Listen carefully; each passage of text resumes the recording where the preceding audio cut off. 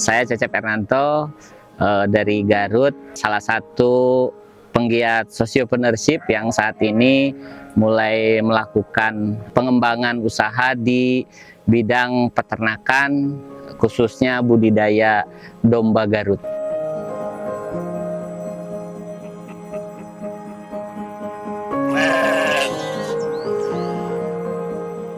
Usaha peternakan ini sebenarnya mulai kita bangun, dirintis di sekitar tahun 2017 untuk pembesaran.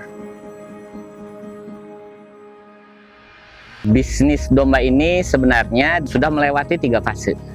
Fase yang pertama itu adalah fase budidaya secara tradisional yang dilakukan oleh para santri dan juga masyarakat sekitar gitu ya, seperti model umumnya budidaya domba di Garut. Terus kemudian itu sampai 2017 ada perubahan dari sisi teknis pengelolaan, artinya mulai menggunakan sistem kandang koloni yang lebih besar, hingga akhirnya tahun 2019 itu bertransformasi menjadi koperasi.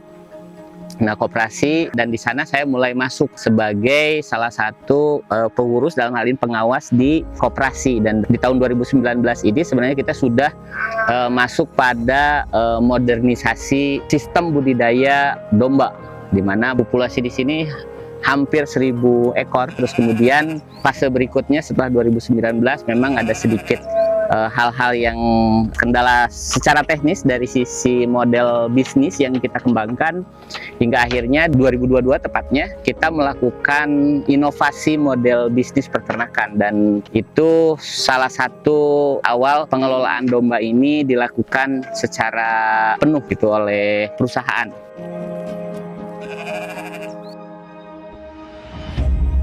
Kenapa Pondok Pesantren Nurul Hidayah unit usaha yang dilaksanakan itu adalah budidaya domba? Karena unit usaha budidaya domba ini sudah jelas keberkahannya, bahkan menjadi salah satu syariah di dalam Islam untuk melaksanakan nudul kurban, melaksanakan akikah dan lain sebagainya. Alasannya sebenarnya ada 2 hal. Alasan secara praktis sebenarnya sederhana, bahwa ternyata beberapa peternakan kita seperti sapi, terus kemudian ayam, itu sudah dalam tanda kutip sudah terkapitalisasi oleh perusahaan-perusahaan besar yang memang skala usaha dan skala modalnya sangat luar biasa. Apalagi dalam hal ini permintaan pasar untuk domba itu sangat besar gitu ya. Sementara supply itu masih cukup sedikit karena memang belum banyak peternak-peternak domba yang terindustrialisasi atau secara kapasitas yang lebih besar. Dan alasan yang kedua secara idealis sederhana sebenarnya. Rasulullah SAW pernah bersabda, peliharalah domba karena di dalamnya ada keberkahan.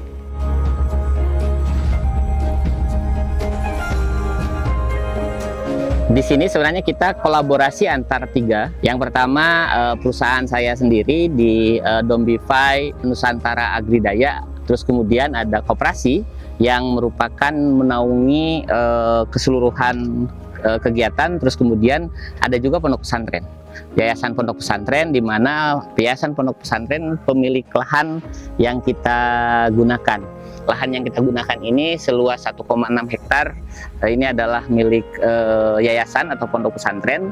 Terus kemudian ada juga di bawahnya koperasi, koperasi yang menaungi para pengelola atau peternak-peternak yang mengelola di sini secara kerjasama bareng-bareng, dan juga ada di dalamnya peternak-peternak mitra kita.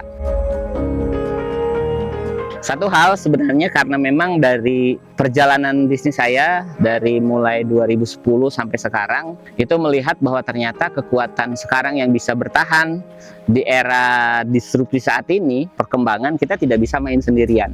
Saat ini di bisnis kita tidak bisa jalan sendirian, melakukan semuanya dari A sampai Z sendirian. Kita menyadari betul keterbatasan kita, dan juga ada potensi-potensi di luar sana yang bisa kita kembangkan untuk melakukan proses kolaborasi ini. Hingga akhirnya di bisnis domba pun kami coba meramu model bisnis kolaborasi ini gitu, seperti itu.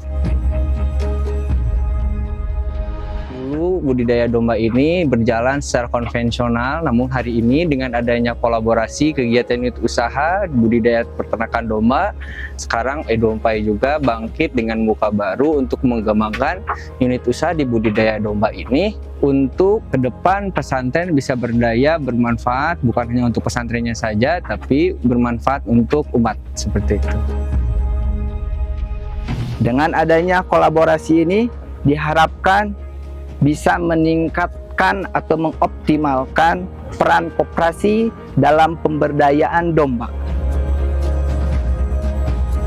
Nah, sebenarnya basis model-model yang kita lakukan adalah basis pemberdayaan, di mana pendekatan bisnis sociopreneurship, dan kita salah satunya dengan penerapan teori ekonomi model sharing. Artinya orientasi dari usaha bisnis domba ini bukan hanya sekedar tok semata berorientasi profit, tapi ada sisi benefit, terutama dalam konteks pemberdayaan ekonomi pondok pesantren, terus kemudian petani, mitra-mitra kita, termasuk di dalamnya adalah membangun satu ekosistem mengenai pertanian secara keseluruhan, yang salah satu dasarnya ini kita mulai dari domba gitu.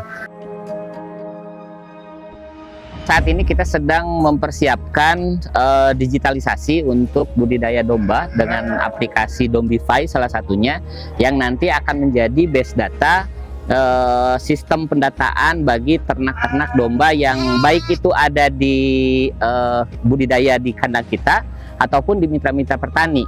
Sehingga ini dengan aplikasi ini nanti akan memudahkan bagi para pemangku kebijakan ataupun para konsumen untuk mengetahui kualitas domba, terus kemudian stok domba yang ada baik itu di kita ataupun di mitra-mitra petani kita.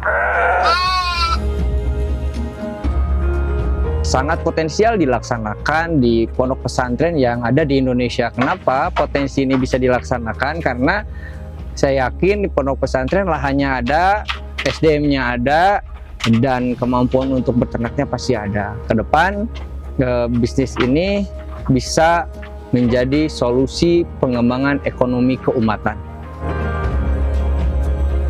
Saya pikir dengan sistem yang baik, dengan pengelolaan yang baik, artinya diseriusin, bisnis peternakan domba ini menjadi bisnis yang potensial untuk dikembangkan. Oleh karena itu, bagi para peternak, terutama di kaum milenial, saya pikir ini menjadi potensi besar untuk mengembangkan di sektor peternakan, salah satunya domba. Wabil khusus domba Garut yang memang sudah punya nama.